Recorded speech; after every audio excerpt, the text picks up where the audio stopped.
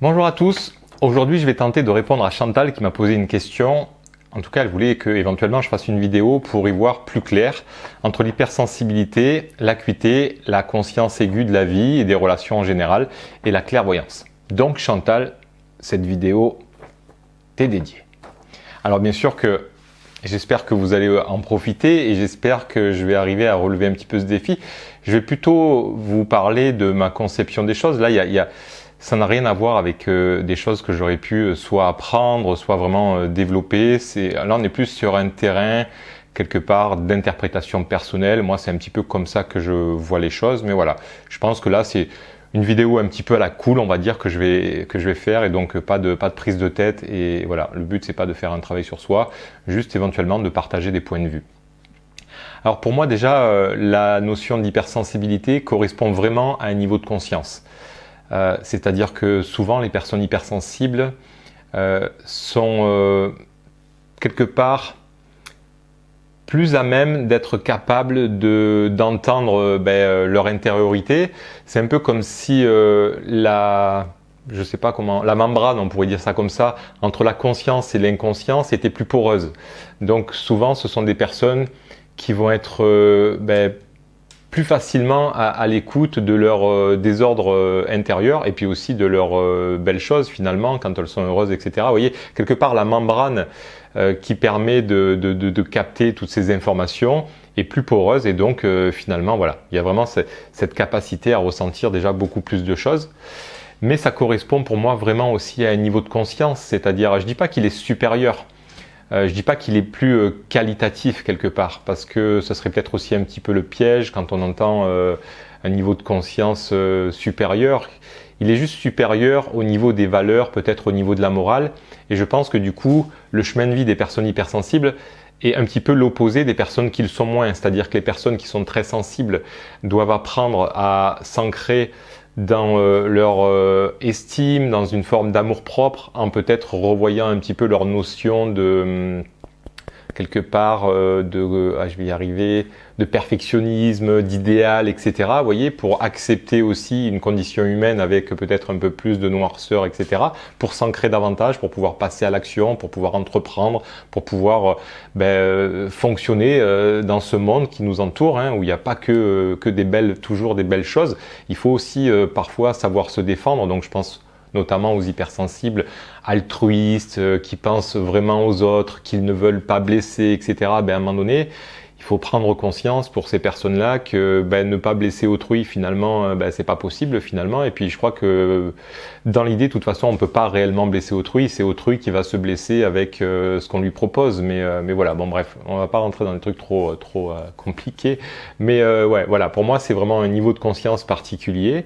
Et pour moi, du coup, un hypersensible ou une hypersensible doit vraiment vivre différemment, quoi, comme une personne surefficiente, mais du coup doit même manger différemment, doit dormir différemment, doit se créer un environnement de vie différent, doit peut-être vivre dans des environnements vraiment adaptés, appropriés à une forme de sensibilité, parce qu'encore une fois, je dis pas systématiquement que tous les hypersensibles doivent aller vivre près de la nature. En principe, ils aiment la nature, ils aiment cet environnement, ça les ressource, mais il y a des hypersensibles qui vont très bien se sentir en ville, mais parce que ce sont des personnes qui se réalisent dans leurs projets, soit créatifs, etc. Donc, bon, ça donne du sens à leur réalité, voilà. Mais il va y avoir beaucoup de choses parfois dans la ville qui va peut-être un peu heurter leur sensibilité, etc. Donc voilà, moi je vois vraiment l'hypersensibilité ou la grande sensibilité, parce que ouais, encore une fois, il n'y a pas un seuil où on est sensible et d'un coup on bascule dans une hypersensibilité.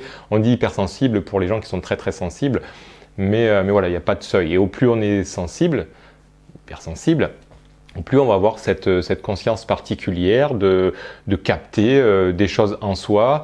Et si on arrive à capter des choses en soi et à les percevoir parce qu'on les ressent et qu'on arrive à les vivre comme ça d'une certaine manière, on va aussi forcément être capable de ressentir parfois des émotions chez les autres qu'eux-mêmes ne sont pas capables de ressentir. C'est ça qui est assez incroyable, Moi, très souvent, ça m'arrive de ressentir des peurs chez des personnes que je côtoie et ces personnes ne sont pas du tout conscientes de leurs peurs. Donc c'est des peurs, des tensions, c'est du stress, c'est des angoisses que nous, les hypersensibles, nous pouvons ressentir, alors que les personnes qui les portent ne sont pas suffisamment sensibles à eux-mêmes pour pouvoir se rendre compte que ils portent en eux de l'angoisse, du stress, etc. Donc c'est vrai qu'il y a toute une dynamique, il y a vraiment un fonctionnement qui est assez spécifique par rapport à l'hypersensibilité ou à la très grande sensibilité. Et puis forcément aussi à la clairvoyance, parce que mon chat qui éternue. De toute façon, à chaque fois que je fais une vidéo, il faut qu'il fasse un truc. Donc il y a aussi forcément peut-être une capacité à capter dans l'inconscient, parce que tout ce qui est poreux en termes de ressenti, c'est aussi poreux en termes de perception. Et donc oui, je crois que les hypersensibles sont beaucoup plus touchés, sont beaucoup plus impactés, en bien comme en moins bien d'ailleurs. On peut avoir des informations intéressantes pour se positionner et s'orienter dans sa vie, mais on va aussi être impacté par tout un tas de choses, que ça soit énergétique, je pense à la pleine lune. Vous voyez, les hypersensibles vont être plus sensibles à la pleine lune. Les personnes qui ne sont pas sensibles vont rigoler par rapport à la pleine lune. Ils vont se dire, bon, ça m'a jamais rien fait, moi je dors très bien. Ouais, ils sont pas sensibles. Bon, chez les hypersensibles, l'impact de la pleine lune va être beaucoup plus important. Et donc, ça peut les empêcher de dormir, ça peut faire des suractivités psychologiques. Bon, voilà, on est impacté par beaucoup plus de choses. Pour moi, il y a même ce que je constate, parce que je pose beaucoup de questions quand je suis en cabinet pour voir aussi comment vivent les personnes actuellement par rapport à tout ce qui se passe. Je pense que c'est un peu comme si on était un peu, vu qu'on est plus sensible, on capte à l'avance parfois les changements planétaires, les changements de conscience collective, et donc parfois les hypersensibles vont ressentir à l'avance certaines choses se tramer.